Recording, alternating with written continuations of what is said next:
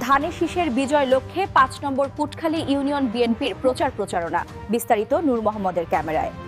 যশোর ৮৫-১ শার্শা আসনে ধানের শীষের মনোনীত প্রার্থী আলহাজ নুরুজ্জামান লিটনকে বিজয়ের লক্ষ্যে ৫ নম্বর পুটখালী ইউনিয়ন বিএনপি প্রচারণা করেন ৪ নম্বর ওয়ার্ড কৃষ্ণপুর ও শিবনাথপুর।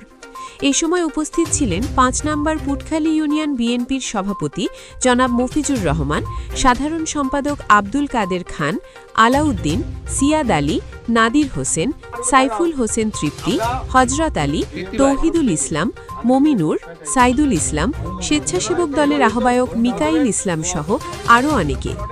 সাধারণ ভোটারদের মাঝে ধানের শীষে ভোট দেওয়ার আহ্বান জানান। আলাউদ্দিন, সিয়াদ আলী সাধারণ ভোটারদের মাঝে তারেক রহমানের আগামীর দেশ গড়ার পরিকল্পনা তুলে ধরেন।